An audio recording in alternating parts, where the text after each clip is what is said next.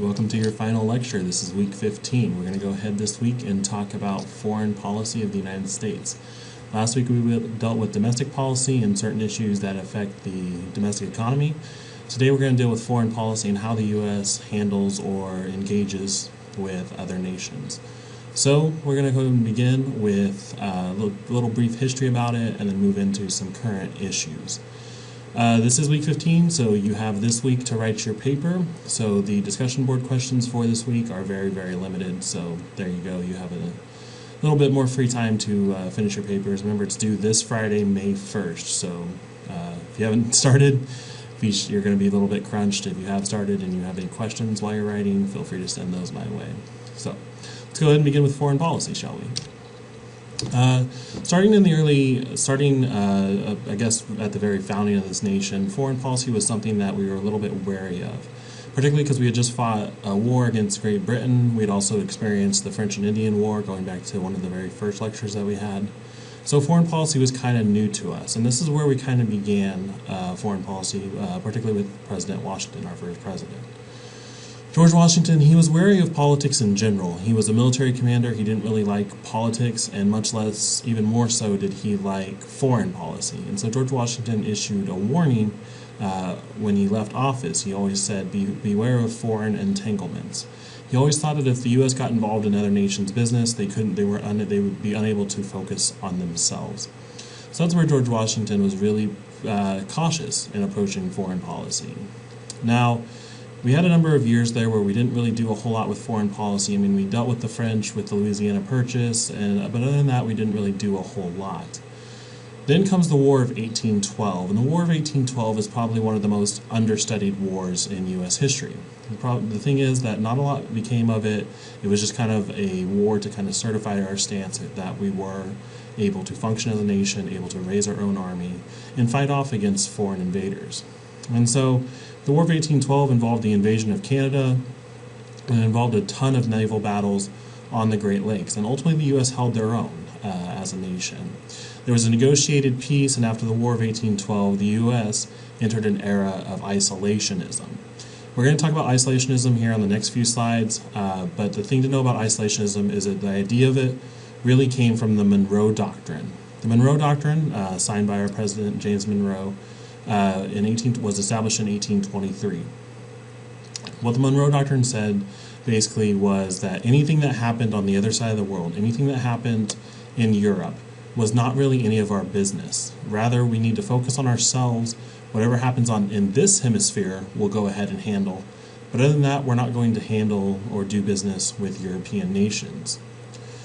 That lasted for quite a while. We were very successful in not encountering European nations, even though Europe had some settlements or territories here in the United States. For example, you have the Oregon Treaty of 1846. That settled the boundary of the Oregon Territory. We were able to expand the entire continent, manifest destiny. We were able to expand the entire continent from the Atlantic Ocean to the Pacific Ocean. And we pretty much had established our borders by that point. We got involved in a war with Mexico in 1845, which led to the admission of Texas to the Union. That was one of the foreign policy entanglements during the Monroe Doctrine era. We had the Spanish-American War, and then finally we saw the end of the Monroe Doctrine with World War I. World War I signaled a change from the Monroe Doctrine. It signaled a change in the fact that finally America had gotten involved in a conflict overseas, or a conflict in Europe or in another continent. Many of these wars that we were fighting, such as the Mexican War, the Mexican-American War, or the Spanish-American War, a lot of that happened over here on the Western Hemisphere. So we were still within terms or within the boundaries of the Monroe Doctrine. Not until World War I did America finally get involved elsewhere, and then we broke with the Monroe Doctrine. That's World War I signals the end of the era of the Monroe Doctrine and of isolationism. What isolationism is just basically one of the two main approaches to world politics. So that's why I guess the title of the slide here is America's Rule in the World. with basic orientation. So there's two basic orientations, and you can take either of these views, whichever one you think is best. That's up to you. That's up to your own opinion. I'm just here to give you the two basic theories. There's isolationism, and then there's internationalism, and I can guarantee both of these will be on your test. Isolationism is a belief that America should not involve itself in the quarrels of other countries and instead should pursue a policy of military non-intervention. What that means is that we shouldn't get involved in other countries' businesses, which makes sense, and that when we do, we will not intervene militarily. We may play a role as maybe an observer or a mediator or something like that, but for the most part, we're isolated, we're focused on ourselves, and we're not getting involved in the quarrels of other nations. Like I said, an exception was made for World War I, which signaled the end of isolationism, signaled the end of the Monroe Doctrine. And then after World War I, America withdrew from world affairs for a little while, but then that trend ended again in the late 1930s and in the early 40s when we got involved in World War II. Ever since World War II, we've approached world politics, or our orientation towards foreign policy has been much more on the side of internationalism. Internationalism is a foreign policy perspective concluding that America's interest in peace abroad and liberty at home requires its permanent involvement in world affairs. So someone who subscribes to internationalism says that we should get involved in world affairs. We need to do so to ensure world peace and to ensure that our liberty here at home is protected. The best defense is a good offense, basically. We need to go on the offensive in the international sphere so that we can protect our own liberties and protect our own freedoms at home. So isolationism says that we shouldn't engage with other countries. Internationalism says we need to engage with other countries. Like I said, internationalism has become the basic orientation that American foreign policy has taken. It's the dominant school of thought since World War II.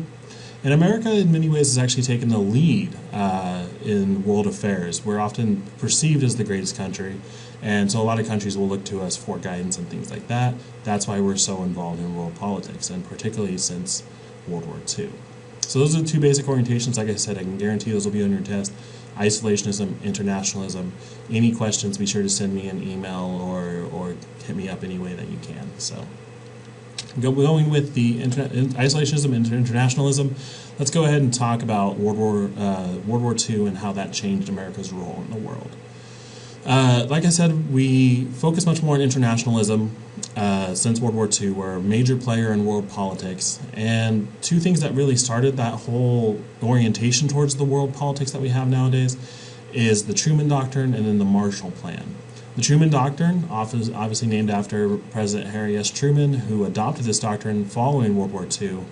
The Truman Doctrine basically said that the United States would oppose the expansion of communism anywhere in the world. After World War II, we were kind of rushing in, or we kind of foresaw the coming of the Cold War. We saw that the Soviet Union was one of the biggest nations in the world, one of the most economically prosperous nations in the world as well. However, they had a different approach to it. They were much more of a communist nation, whereas America was capitalist. And so the Truman Doctrine said that we need to oppose communism anywhere in the world. Previously, America had only been focused on events or affairs within the Western Hemisphere. Now, America has to take a focus, since it had been involved in Europe for so long, it needs to take a focus needs to focus more on world events, and stopping the spread of communism around the world was one of those big stances. And it really changed our perspective to look elsewhere in the world, or to look worldwide, and according to the Truman Doctrine, try to stop those forces of communism. The Marshall Plan also began after World War II, and it was an American program for economic rehabilitation of Europe. Europe had been wiped out by World War II, and so we saw Europe as one of our most powerful allies, and it was then, according to the Marshall Plan, in America's interest to help rebuild or rehabilitate Europe. The Soviet Union responded to these two endeavors by tightening their control over Eastern Europe, but Western Europe was still largely considered American territory, if you will, or territory for American allies, at least. So the Marshall Plan said we need to really invest in Western Europe, help out our allies over there. And the Marshall Plan, because we're helping out with the rehabilitation and the economy of Europe, that will also be able to combat the spread of communism in Europe, according to in accordance with the Truman Doctrine. So the Truman Doctrine and the Marshall Plan, I can guarantee those will be on your test as well. The question will be like which one was focused on stopping the spread of communism, and which one was focused on the rehabilitation of Europe. So you guys should be good to go there. So that's World War II. After World War II, we're experiencing the Truman Doctrine, we're experiencing the Marshall Plan, and we're also experiencing the coming of the Cold War. The Cold War and the post-Cold War era, we'll go through the history of this, just starting from the beginning. The problems really began during World War II. The thing was that the Soviet Union was also fighting the Nazi Germany, as was America and its Western Europe allies. They both saw Nazi Germany as a threat, and were really concerned about the expansion of Nazi Germany to basically all parts of the world. So America worked really closely with Great Britain and really kind of left the Soviet Union out, which left the Soviet Union kind of sour. They were kind of bitter towards the U.S. after that, particularly because they left the Soviet Union out of the atomic bomb project. That was strictly a U.S.-made project. Now, the Soviets were feeling a little bit sour, and then the other thing that really set this off, or really kind of made the Soviets angry, I guess, if you will, was that President Truman also curtailed military supplies to the Soviets. The Soviets were not receiving economic assistance, they weren't receiving military assistance. Not only that, they weren't even allowed a seat at the table to discuss the end of the war. And since they've kind of felt left out, and they felt like they had to defend their own homeland by themselves, they weren't really hospitable. They weren't really nice to Western Europe and the U.S. allies. And so the Soviets kind of contended that they were never treated as a genuine ally by the United States, even though they were fighting the same enemy. Not only that kind of increased tensions, but also there was ideological differences. Like I said, the Soviet Union was much more of a communist system, and then obviously the U.S. and Western Europe had much more of a capitalist system. So there was ideological differences as well as political differences, and then the fact that they were kind of fighting two different wars on their own really didn't help out things at all. Americans had the insistence on free elections in Eastern Europe, and the Soviet Unions didn't really like that, being under a communist system, so that also kind of spurred the tensions as well. So you have the post-World War II, you have the United States versus the Soviet Union. That's basically how it was for approximately, I would say about 40 years, until the end of 1989. Like I said, the setting of the American foreign policy during the Cold War was basically an us versus them, USA versus USSR, from 1947 to 1989. So like I said, about 40 years. There was competition. There was competition to be the best nation possible. There was competition during the Olympics to have the best medal count. There was competition to produce the most goods or to have the most trading partners. There was this competition, and it was really high tension for a really long time. The U.S. felt threatened. The Soviets felt threatened. The U.S. felt that the Soviet Unions were going to try to spread communism around the world. The USSR felt like the USA was just bullies. America was just bullies and trying to kind of push them around. So there was kind of this rivalry. Looking back, it may be kind of like a high school rivalry, if you will, but there was still this rivalry. There was this competition, but it is worth noting that there was not a direct hot war, meaning there was no bullets fired between the USA and Russia or the Soviet Union.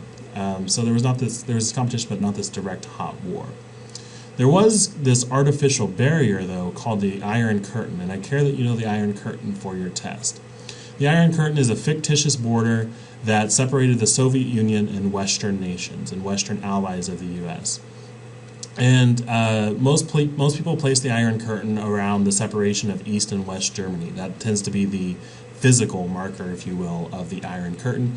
The Iron Curtain never actually existed. I mean, there was the Berlin Wall, but the Iron Curtain was just kind of this term that was used to define East versus West. Now, there were some proxy wars fought in the Middle East, Latin America, and Africa, in which the U.S. would side with one side and then the USSR would side with another side, and they would supply each other's sides with military supplies and things like that. But you never had U.S. troops fighting Soviet Union troops. They just were fighting these proxy wars to see which one could outspin the other one and which one would ultimately win and things like that. So that's the idea of a proxy war, if you will. That's really just the setting of general American foreign policy during the Cold War. America also was involved in a number of actual hot conflicts to fight the spread of communism, going back to the Truman Doctrine. There was the Korean conflict, and then there was also the Vietnam conflict.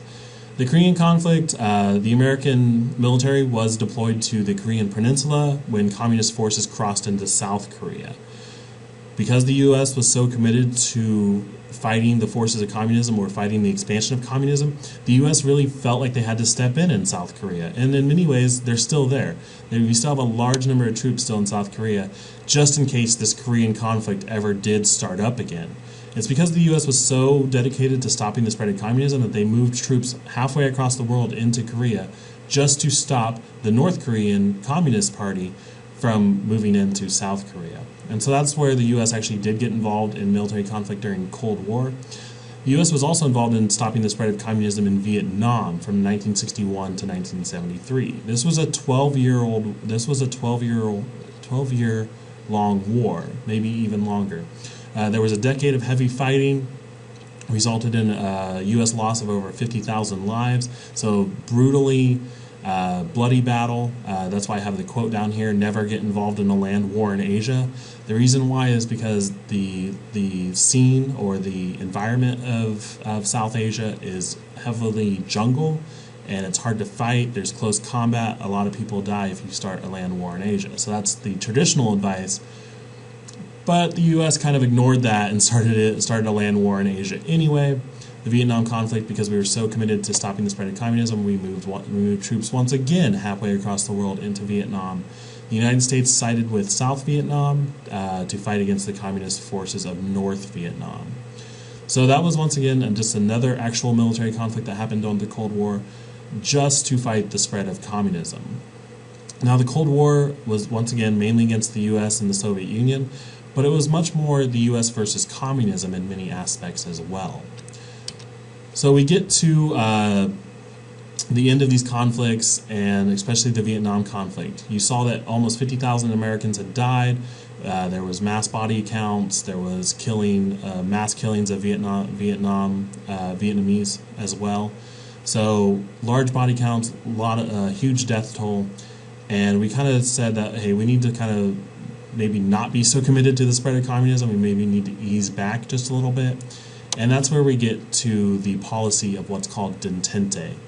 Détente is a French word meaning relaxation and applies to an approach designed to ease tensions between the United States and the Soviet Union in the early 1970s. We saw the mass body counts, we saw the physical toll, the economic toll, and then just the emotional toll as well of the Vietnam conflict.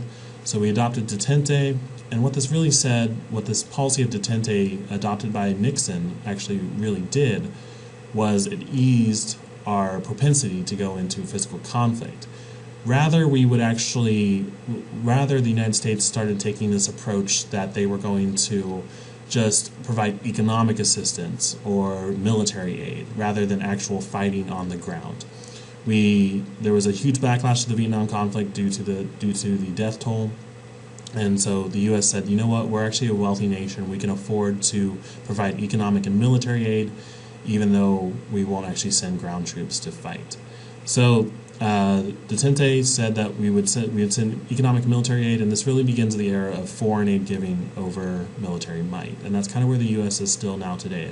We're kind of cautious about sending our troops overseas because we can just easily use our money or our wealth to help out those that are fighting rather than getting involved and entangled ourselves. So, sorry that felt like I kind of rambled there just a little bit, but if there's questions about what Détente means or how the Vietnam conflict changed the policy and things like that, please send those my way. It's ultimately called the Nixon Doctrine because it was proclaimed by President Nixon in 1969. And like I said, it stipulated that the United States would support its allies with economic and military aid, but the allies themselves should provide the bulk of the manpower. So there you go. All right, so we get into Détente era. We are prospering economically. However, the Soviet Union is not doing so well. And so the Cold War kind of came to an end with two events. First off, by the end of 1989, all the governments of the Soviet Union's Eastern allies had collapsed. Most of the allies of the Soviet Union had collapsed, whereas most of the allies of the United States were very prosperous. And if you don't have any allies to help you out or to subscribe to your ideological system, then the whole system kind of crumbles from the outside in. The Warsaw Pact was in shambles. The Warsaw Pact was the pact that had held the Soviet Union together. That pact was in shambles and had, for all intents and purposes, actually ceased to exist. Many of the Soviet satellites were trying to fight for independence and kind of rebelling, more or less, against the Soviet system. And then also the second event that ended the Soviet Union or ended the Cold War was also that Germany was reunited in the summer of 1990. There used to be, if you look back on maps back in the 1970s, there used to be East and West Germany. The east side of Germany subscribed to the communist system. They were considered part of the Soviet Allies. Western Germany was part of the U.S. Allies, part of Western Europe. Well, finally the Germans kind of just got together in 1990 and said, you know what, let's just kind of end the system. Let's unify Germany. Let's be one nation again. And that's where the tearing down of the Berlin Wall came. And so since Germany was reunited, most of Soviet Union's allies had collapsed, and the fact that the Warsaw Pact was also in shambles, then that kind of signified the end of the Soviet system, and it signaled also the end of the Cold War. Now, the United States is constantly redefining its world to accommodate the changing international sphere, and this was one of the biggest changes that they had to undergo. No longer was there the Soviet Union, no longer were they our main allies, and no longer was the spread of communism really a threat. And so that's where the U.S. kind of became a hegemon, or became the leading nation. And this is where we get into foreign policy types. The United States has dealt with a long history of foreign policy. Like I said, we started way back with George Washington, and now we moved up into the present era after the end of the Cold War. And so we need to deal with the foreign policy types, and there's generally three different foreign policy types. There's the crisis policy, the strategic policy, and the structural defense policy. So let's go ahead and go through each of these. If you have any questions about the history of the United States or the history of the foreign policy of the United States, send those my way and I'll try to get those answered. But we're going to go ahead and deal with the current foreign policy stance of the United States just a little bit after we deal with these foreign policy types. So let's go ahead and begin here. Crisis policy. Crisis policy is exactly what it sounds like. Crisis policy means that there is an actual crisis happening to the United States. There's an immediate threat to national interest. There's a limited time to respond, and it often comes about as a surprise. Many people, particularly of older generations, would probably signal the Cuban Missile Crisis as an era of crisis policy. But also, I think more recent generations, such as my generation, or maybe even those just a little bit older than myself, would probably signal 9/11 as an era of crisis policy. This crisis policy often comes with use of force implications, and the reason why is because there's a limited time to respond, and use of force is probably one of the strongest ways to respond if you have a short time. The principal actors are the president and his immediate advisors. There's the Situation Room, which is a separate room within the Oval or right next to the Oval Office, where the president can go and decide these crisis policy types of things. The visibility of policymaking is low. Usually it's only the president and his advisors sitting in the Situation Room deciding how to respond. The involvement of Congress also is very, very low, and if at all, it's very informal. Like I said, the examples given here are the Cuban Missile Crisis, and then if you were alive during the late 1980s, early 1990s, you can also think of Iraq's invasion of Kuwait, where there was U.S. national oil interests involved in Kuwait, and Iraq was trying to take those over.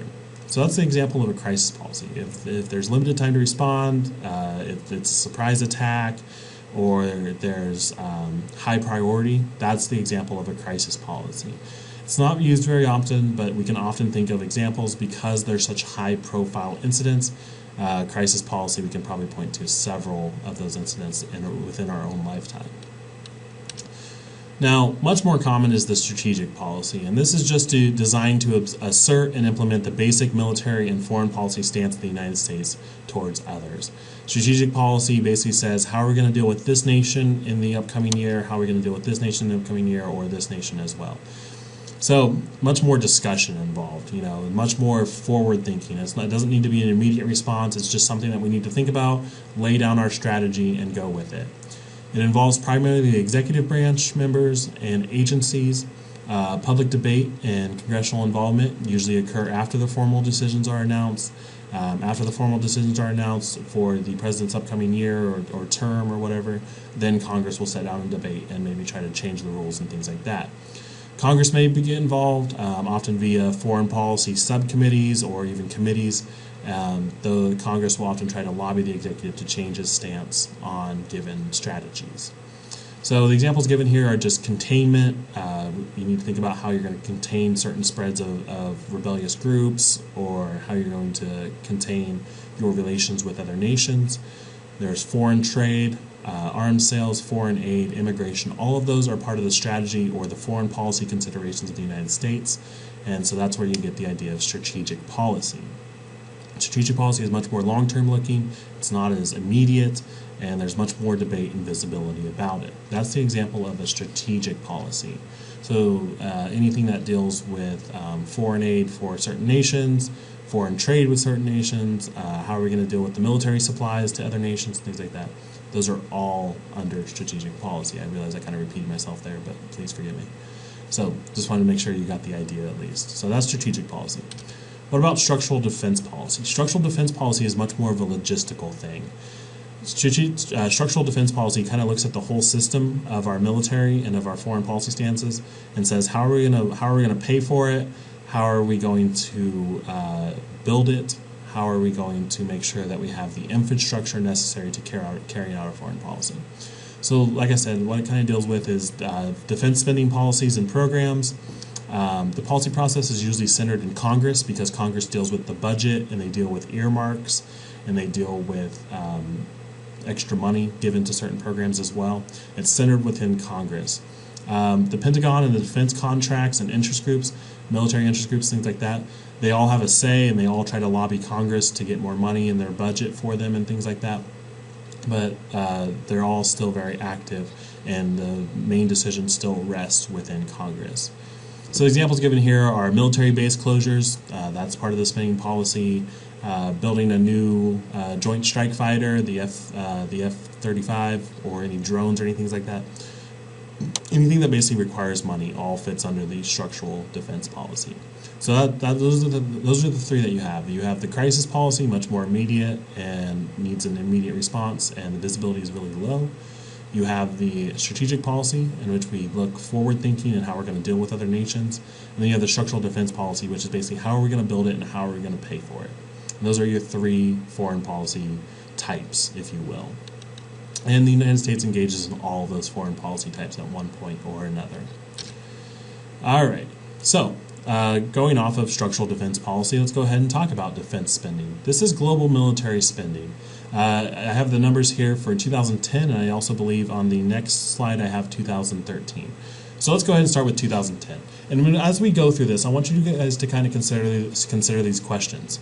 And I ask that you do post this on the discussion board. So if you're listening to this video, you're actually watching my video, good job for you. You now have your first discussion board question for the day. Are we spending too much on military spending? You look at this chart here, and it's easy to say, yes, we are spending a lot of money, or we're spending too much money on military spending. But, military equals peace of mind, equals security, and so you may be of the opinion that we're not spending too much money. In fact, we're spending maybe just the right amount, or maybe we need to spend more to make sure that we're more secure.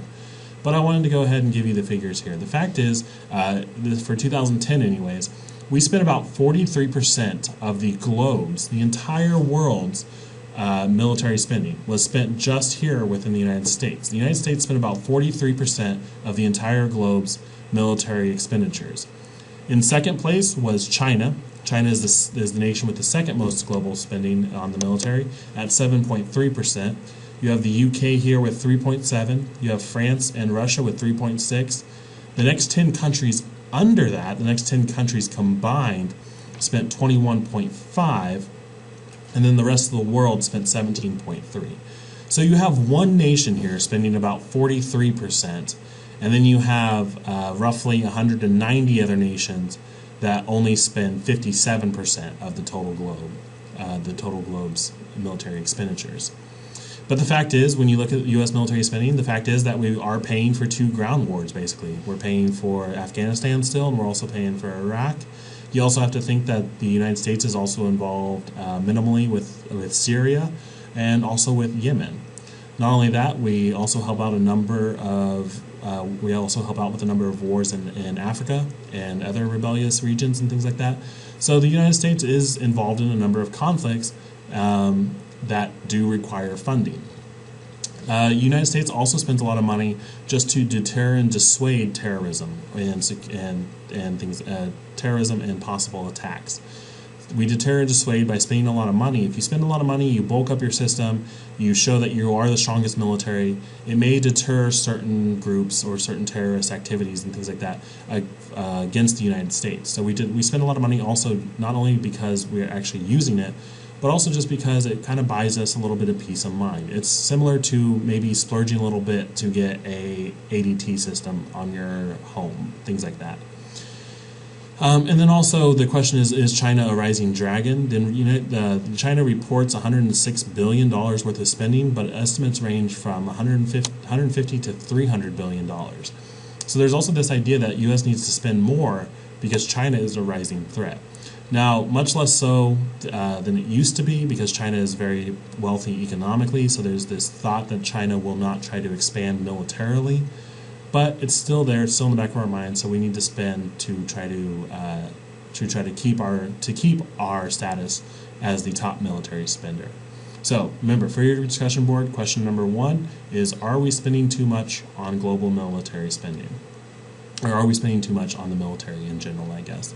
So something to consider. I'm interested in your responses on the discussion board. So there we go. Now that was 2010. Here are the 2012 numbers. Sorry, forgive me. The U.S. spent more on defense in 2012 than did countries with the next 10 highest defense budgets combined.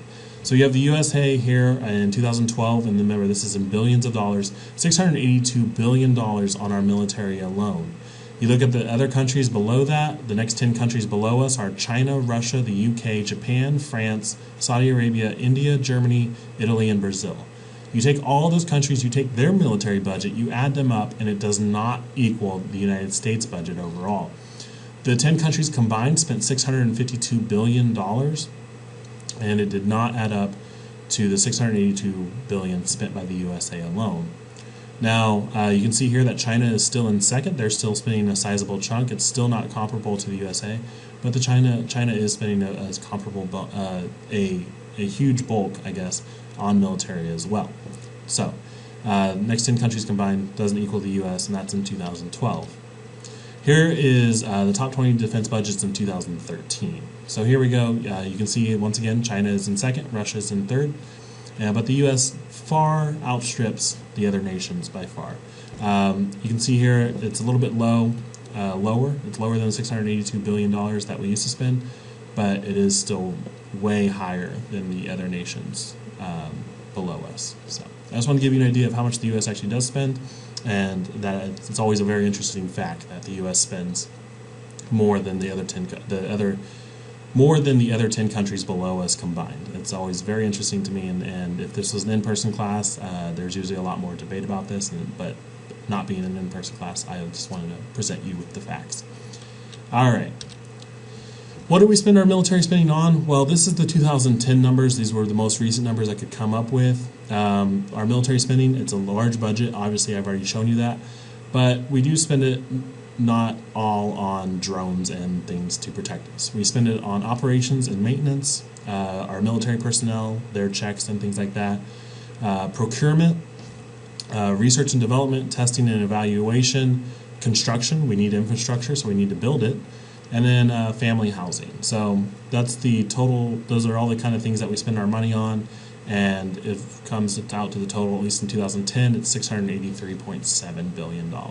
And so I just want to give you an idea of what the military spends its money on. It's not just buying bombs and building missiles. You got to pay your personnel, you have to house your personnel, you have to construct your infrastructure and build it itself, and you also need to do some research and development into the future of military war and things like that. So just once again, just presenting the facts.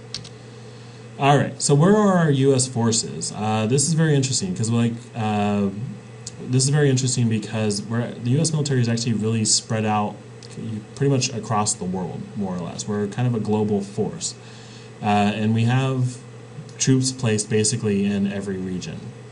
And so I'm not sure if you can see the map here, but the light blue is more than 1,000 U.S. troops. The dark blue is more than 100 U.S. troops. And then the purple means that we just have military facilities there. We don't have a whole lot of troops. We just kind of use their facilities. So you can see here, obviously the United States makes sense.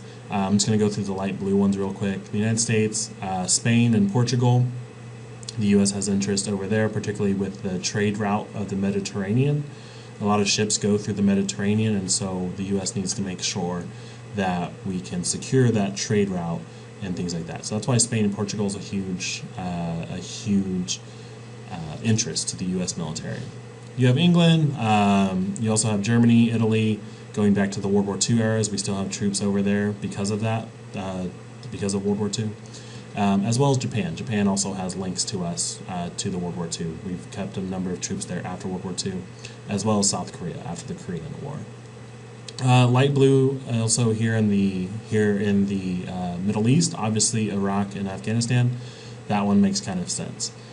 Down here you have Eritrea or Djibouti, one of the two countries I can't quite tell. And then you have the United Arab Emirates, and then Turkey and Iraq, which makes sense, obviously. Sorry, this is Afghanistan, sorry, forgive me, and this is Armenia. And then the Balkans region. So, no need to know all those for your tests. I just kind of wanted to point them out, and also I guess I also wanted to test my map skills, my country skills, since I do study international relations. So, anyways, darker blue, Canada, South America, Australia, things like that. So, in Egypt and Saudi Arabia. So, just want to give you an idea. U.S. forces are spread out all over the world. Because we're a global player, we are much more of an internationalism type nation right now, and so we have interest elsewhere, and we need to keep our troops spread out in case we need to respond immediately to an international crisis. That's basically kind of the thinking of the U.S. forces abroad. All right, moving on, where are U.S. forces? You can see the highest number is obviously in Afghanistan. Afghanistan is a very unstable region. We've fought a war against the Taliban and Al-Qaeda there for a long time, and so we have the most troops stationed within Afghanistan. The ones down here are countries in which we've actually fought a war before, and we've just kind of kept troops there. Like I said, South Korea, Germany, and Japan. And then Kuwait, we fought a war in Kuwait, and also we have interest in the Middle East. Italy, the UK, and then other countries such as Kyrgyzstan, Bahrain, Spain, Turkey, Belgium, Cuba, and Qatar. So most troops in Afghanistan, which makes sense. It is kind of surprising here that Iraq is not on here in many ways. I'm not sure why that is, and I can't really explain it. But I just want to kind of give you an idea where all the troops, or where all the U.S. keeps its troops. So, all right. What about our allies? Where are we at with our allies now? Well, like I said, most of our allies are Western type nations, capitalist systems with democracy, and that's kind of been that way since the Cold War. We have a lot of allies within different regions, particularly within Europe. We have NATO, which I have a whole slide on NATO here. I believe it's the next slide, and originally, basically, NATO is comprised of our old anti-Soviet Union buddies, basically. So it was originally anti-USSR. Now it has much more of a broader mission without clear direction. It's just more of a, hey, let's stick together sort of thing. With the violence in Ukraine, though, more recently, NATO may be reinvigorated to oppose Putin's Russia. Russia is kind of perceived as a threat by some right now. Russia's kind of a wild card. We're not really sure how it's going, those sorts of things. And so NATO may be reinvigorated and reunited to kind of push back against Putin's Russia, as they used to do with the Soviet Union. So that's Europe. In Asia, the U.S. and Japan have a strong ally system. They're very good allies. Also, South Korea and the Philippines. Taiwan is also one of our main allies, particularly because we're trying to push back against the spread of China. Or in Taiwan, if you know anything about Taiwan, it is usually anti-Chinese, or at least they don't particularly agree with the Chinese government. So that's why the U.S. is friends with Taiwan. And then there's also what's called ANZUS, which is basically just Australia and New Zealand. Now, with this with these Asian allies, you can see that Obama has kind of created what many will call a pivot to Asia. It's a goal, even though it's not officially stated, it's a goal to kind of contain China's rise in Asia. And that's why I mentioned Taiwan, because Taiwan is one of our main allies in that whole pivot to Asia, to contain China's rise. We have a lot of bilateral agreements, but no official security alliances. So bilateral meaning just the U.S. and one nation, rather than the U.S. and several nations. So we have bilateral agreements with countries such as South Africa or Brazil or Argentina or things like that. Those are just bilateral agreements between the U.S. and one other nation. But for the most part, our alliances are NATO and then several Asian countries as well. So let's go ahead and talk about NATO just a little bit more. NATO by far is the most important U.S. alliance. NATO, like I said, stems back to our old Cold War days. It stems back to the days when we were trying to fight against the spread of communism and we were trying to fight against the Soviet Union. It expanded from Western to Eastern Europe after the Cold War. After the Cold War ended, a lot of the Eastern European nations weren't really sure what was going to happen to them. They weren't really sure if they were going to be able to stand alone. And that's where NATO stepped in and said, hey, you shed your old communist ways, you're no longer allied with the Soviet Union, why don't you come join us? And so that's how the NATO kind of expanded from Western to Eastern Europe after the Cold War. It experienced kind of an existential crisis, NATO did. NATO experienced an existential crisis with the fall of the USSR. NATO was so focused on pushing back against the USSR. They were so focused against the spread of communism, and they weren't really sure after that happened what their goals were anymore. They experienced this existential crisis. Imagine fighting against something your entire life, and then it doesn't exist anymore. What are you fighting for now? And so now it's just kind of a tool of the West to collectively take military action. This happened with Kosovo, and it also happened with Afghanistan. So when the U.S. got involved in Afghanistan, they turned to NATO and said, hey, we're fighting in Afghanistan, you want to come along with us? And NATO, sure enough, agreed because they didn't really have anything else to do. Some states on Russia's borders are contemplating membership, and that's huge because these are old Soviet Union satellites. You have Georgia and Ukraine that may kind of come from the dark, go from what they would call the light side and go to the dark side. And so if Georgia and Ukraine join NATO, that would be a huge blow to the old Soviet bloc and the old Soviet camaraderie that some of those nations still have. And so like I said, it's very highly controversial when you flip from one team to another. Trying to think of it, it'd be like going from the Red Sox to the Yankees, basically, is the best kind of sports metaphor I guess I can give you there. But so that's NATO. NATO is the U.S., and a lot of the Western European nations, and then some of the Eastern European nations that used to be part of the Soviet bloc. And it's still by far the most important U.S. alliance because of the wealth and the kind of ties that have been there for so long. So I care that you know about NATO for your test. So if you have any questions about NATO, Google it, send me an email, read up on it just a little bit. It's very fascinating. It's very important to U.S. foreign policy. So this is your second discussion board question, and I'm very interested to see your answer because I'm about to give it to you, so you guys should be able to answer your second discussion board questions. Which one of these countries receives the most U.S. military foreign aid? Japan, the United Kingdom, Egypt, and Israel, or Pakistan? We've been talking a lot about NATO, so many students, when they're in my in-person class, will answer the United Kingdom. They'll think that because they're one of our most powerful allies and things like that, that they receive the most military foreign aid. The fact is that this is how U.S. military foreign aid breaks down, or U.S. foreign military aid, whatever you want to call it. This is the recipients of U.S. Foreign military financing according to 2010, and these numbers really haven't changed all that much. As you can see, receiving around 53% of our total foreign aid spending is Israel. Israel is our highest recipient of U.S. or of foreign military aid. You can see in 2010 they received about $2 billion. Forgive me, $2 billion. Second up, though, very interesting, is Egypt, who received about $1.3 billion. All the rest of the countries only make up less than a quarter of U.S. foreign military aid spending. You have South and Central Asia, East and Asia Pacific, Western Hemisphere, Africa, and other Middle East. Those are all regions. Those aren't actual countries. Israel and Egypt are actual countries who make up more than 75% of our foreign military aid. So question for your test, question for your discussion board, just go ahead and write it as number 2 on your discussion board question, is Israel. Israel makes up more than 50% of our total foreign military aid. Egypt makes up around 25%. And that is no coincidence. The fact is that the U.S. sends over $3 billion annual in total aid, and Israel is first, Egypt is second most, and like I said, this is no coincidence because of what are called the Camp David Accords.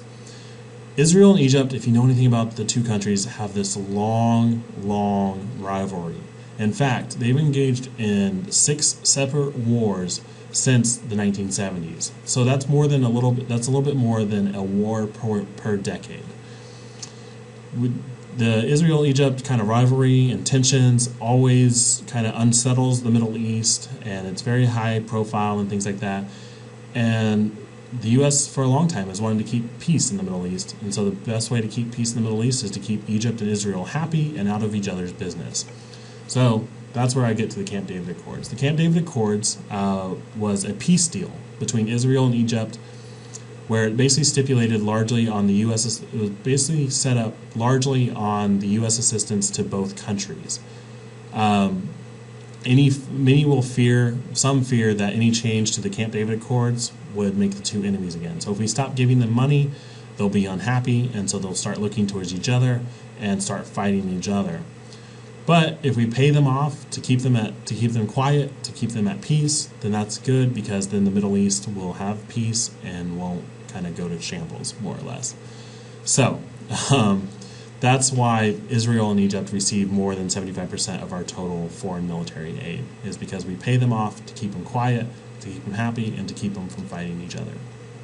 There are other important recipients of military aid, particularly Pakistan and Afghanistan, because of the importance of counterterrorism, or the focus on counterterrorism post 9/11. So that's just kind of a brief aside there, if you will. The thing to know for your test is Israel and Egypt make the most, and it's because we want to keep them quiet, and that's part of U.S. foreign policy currently.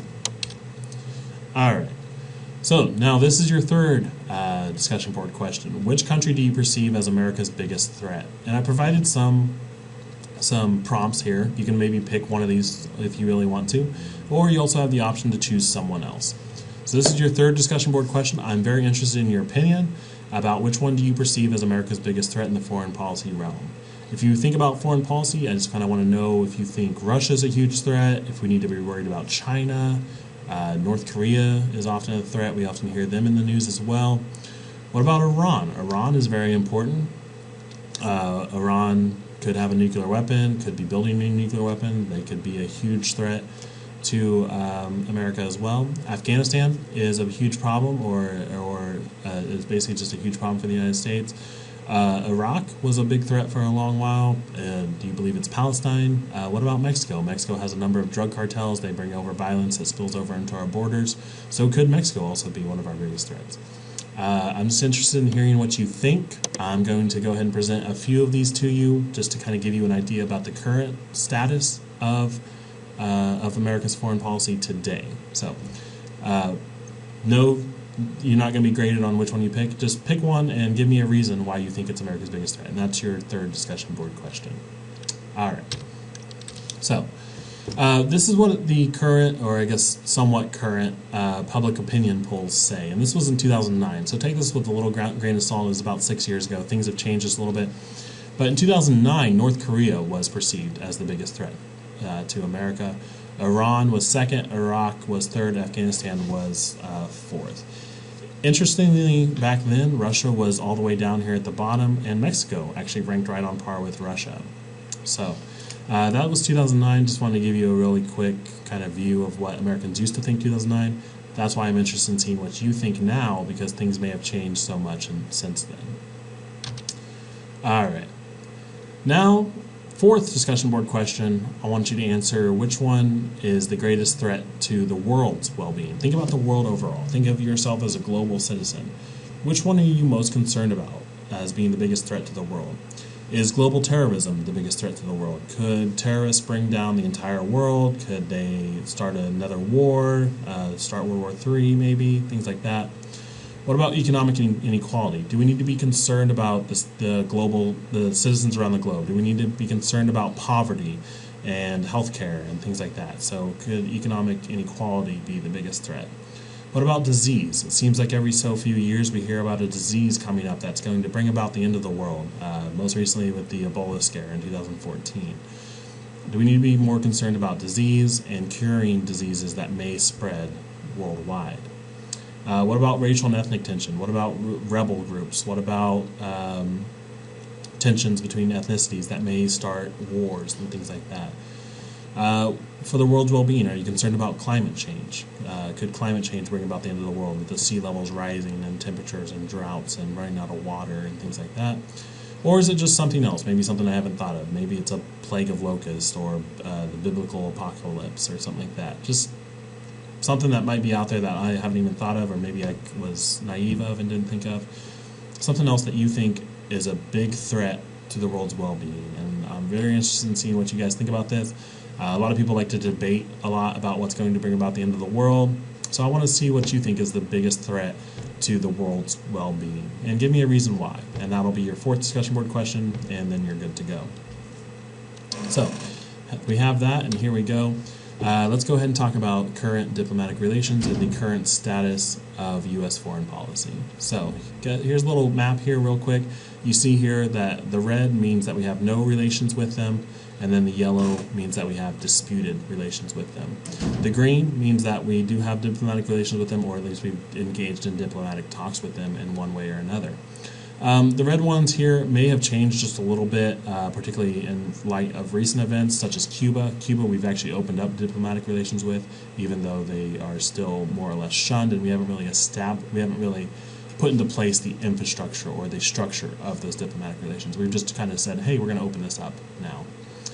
You have Iran, you have Burma, you have North Korea, and then you have Syria over here, where we don't have any diplomatic relations with. So the other ones that are disputed are Somalia, or Kenya, no, Somalia, and then Western Sahara.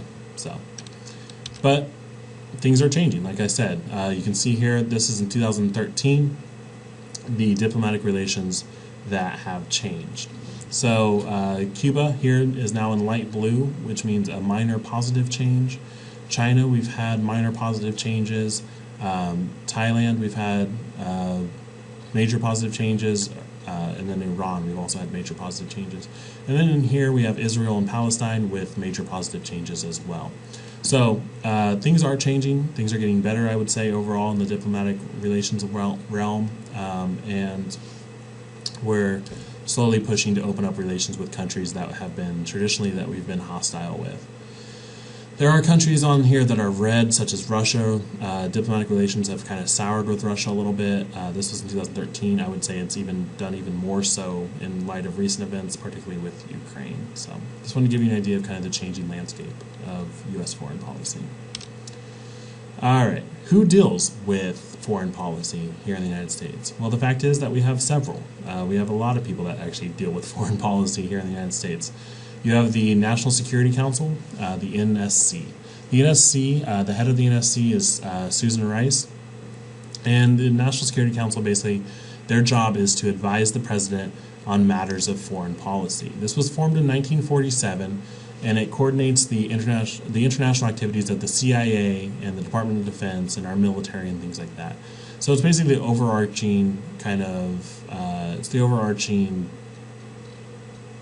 bureaucratic agency. It's the overarching agency that oversees most of our foreign policy. You also have the State Department. The State Department is headed by our Secretary of State, John Kerry, The State Department is much less an advising sort of thing. They're much more proactive. They actually engage in diplomacy, they formulate the policy, they coordinate the aid, they go and visit, and they try to just improve diplomatic relations with other nations. They're much more active. They don't just advise and they don't just kind of sit back and look at the data. They're actually out there in the field, the State Department is, and trying to engage in diplomacy. Central Intelligence Agency is much more, we're all kind of familiar with this idea, headed by John Brennan. They're the ones that gather all the data, they analyze the foreign intel, and they also conduct covert ops. So I guess they're kind of active in some ways, but much more undercover sorts of ways. And then you have the Department of Homeland Security, which is part of the foreign policy bureaucracy, because they deal with how foreign nations deal with us. It's created after 9/11 by President George W. Bush, and it coordinates internal security. So that's still part of foreign policy because internal security also means protecting from the inside from outside threats. So that's how the Department of Homeland Security is considered a foreign policy bureaucracy agency. So probably need to know probably know a few of these for your test. Just be familiar with them in case they do pop up, and you should be good to go there. So where are we at today? Where is America's foreign policy at? What are we handling? What are we dealing with in the foreign policy realm? Well, you saw those changes, and you saw those maps, and you saw, or you at least questioned which one you think is the biggest threat. These are just a few things I want to give you a quick idea of things that we're dealing with. The Arab Spring. The Arab Spring is something that is very important. It's an area that is very important to our current foreign policy. The Arab Spring sprung up, the Arab Spring first made its first prominent rise, if you will, around 2009, 2010. Many Arab states saw revolt against their dictators, and some of those revolts have actually succeeded. You have the examples of Tunisia and Libya. And then other governments have actually fallen, such as Egypt, or been crushed, such as Bahrain. So Libya, you had Omar Gaddafi, who actually got overthrown. Egypt, his name is slipping me right now, forgive me. But Egypt, their actual government actually fell, and then they put a new president in place, and then after that, he was overthrown by a military coup. And then other governments have just been crushed and then put in shambles, such as Bahrain. Sorry, I always screw up that name. So that's the idea of the Arab Spring. The Arab Spring is just kind of this, it's a group of Arab political rebels, basically. They kind of seek to revolt against dictators and oppressive governments and things like that. Syria. Syria remains in a civil war. The U.S. has a huge interest in Syria because it's within the Middle East, but the fact is that the country is torn up by a civil war. It was originally sparked by Arab Spring, the revolt was anyways, and now it's just kind of a mess. You have several different groups all trying to fight for the control of the government, and no one's really sure who's in power. Even though Bashar al-Assad is the formal president, the fact is that the rebels within Syria are kind of all spread out. They all have their own regions and their own territories, and they're all trying to take over the capital of Syria. So Syria is kind of a mess. The U.S. isn't really sure who to aid, who not to aid, and we're not really sure who to actually support, more or less. So that's why Syria is a mess. You also have the Ukraine. Ukraine is very interesting because it's part of the old Soviet bloc. So you have Russia, who has an interest in Ukraine, but you also have NATO and the United States, who are also interested in Ukraine. Russia did annex Crimea, which is a region within Ukraine, and it may have designs on eastern Ukraine, primarily because eastern Ukraine is Russian-speaking, whereas western Ukraine is English-speaking. Then also North Korea. North Korea is always going to be there. North Korea is always kind of this nutty nation that they threaten us, but it ultimately leads nowhere. We know that they're developing weapons or missiles that can shoot very far, but their military might is not that great, and also their military might is not that great, and also the country is very poor. There's not a lot of wealth to be had in North Korea. So diplomacy thus far has failed to deal with their nuclear weapons program, but then again, North Korea may not actually be a threat. It's all kind of up in the air right now. So those are areas of important diplomacy and crisis. Here's an idea of the Arab Spring, just a little bit. I kind of feel like I didn't do a good job explaining it, so I will at least provide a map here of which ones are in revolt, which ones are in civil war, which ones have actually had a revolution. You can see Tunisia and Egypt here in the dark blue. They've actually had a revolution. The Libya here in the red had a civil war. And then the orange, such as Algeria, has major protests. Iraq also has major protests as well. There's minor protests within Mauritania, Sudan, and Saudi Arabia. And there's sustained civil disorder within Syria and Yemen. Protests and government changes happen within Jordan and Lebanon and Oman, as well as Kuwait. So, huge mess with the Arab Spring. There's all these rebellious activities. There's protests. There's disrest, civil unrest within this region. And so the Arab Spring is kind of the core cause of that. But the U.S. foreign policy has kind of been so far, let them do what they're going to do. We'll get involved if we need to get involved. That's the Arab Spring. If you want to read up more on the Arab Spring, I would definitely encourage it. It's very interesting because so much civil unrest and protest and major changes are happening within the Arab world for sure. Syria. Syria is a mess. I won't even try to go through this map all as much. I would if we are in class and I could actually point to things for you. But the fact is that there's just a lot of rebel groups. There's Kurdish militias, there's ISIS, there's the actual Syrian government, there's forces from Turkey, there's forces from NATO, there's a lot of different forces, and they all have different regions, like I said, and they're all spread out throughout Syria, and no one's really sure kind of who owns what territories are what, and who's in control, like I said. So Syria's a mess. And then here's Ukraine. Ukraine, you can see that there's this huge divide between Western Ukraine and Eastern Ukraine. Russia has annexed Crimea, which is down here, and so that's now actually part of Russia, or considered part of Russia. But then there's this threat, there's this feeling that Eastern Ukraine may just go ahead and secede from Ukraine and join Russia, which would be a huge political change or political happening within Eastern Europe. So that's kind of what's going on with Ukraine. We're kind of waiting. We're kind of just waiting and seeing what's going to happen before we act in Ukraine. But the threat of Putin's Russia taking over a huge part of land in Eastern Europe is certainly unsettling for the U.S. So, all right. Other important areas that we need to talk about real quick are just Iran with nuclear weapons, and then also Iraq. Iran and the U.S. struck a limited deal on their nuclear weapons. Negotiations are still ongoing, though. And then there's also concern over whether Iran will adhere to the deal, whether we can force Iran to adhere to the nuclear weapons deal. Many in the U.S. want to sanction Iran if they disagree, or if they do not agree to this nuclear weapons deal, or if they do not adhere to it. But most recent round of negotiations signal that there is a diplomatic solution in sight without sanctions needed, and that could resolve the overall problem. We're still dealing with Iraq. U.S. forces are still within Iraq, particularly due to ISIS. U.S. forces withdrew from Iraq officially in December 2011, but it still remains a concern for U.S. policymakers. ISIS has given the U.S. kind of a scare. It's risen as a non-state actor threat for stability, but ISIS has yet to gain political legitimacy. They do have some territory, but they don't have an official government, and so they don't have political legitimacy, and they're not within Iraq's parliament or even Syria's parliament. So ISIS, while it's out there, it's kind of that unsure egg that we're not really sure what's going to happen with it. If it does spread and it gains political legitimacy, then you will definitely see the U.S. step in more than it already has done. So that's kind of where that's at. And then finally, things to keep an eye on for the future, things that are happening most recently, just previously within this past week, things to keep an eye on. Yemen. Look at the country of Yemen, which is south of Saudi Arabia. Yemen is experiencing a widespread widespread rebellion.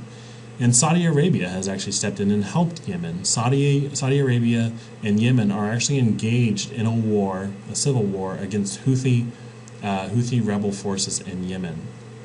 So Saudi Arabia and Yemen are aligned against the Houthi rebels in Yemen. The U.S. is currently on the side of Saudi Arabia, but Iran enter Iran into the stage, allegedly sides with the rebels. So the fact that U.S. is backing Saudi Arabia and Iran is backing the rebels means that this could increase tensions between the two sides and harm any possibility of diplomatic deals, particularly with the Iran nuclear deal, between them.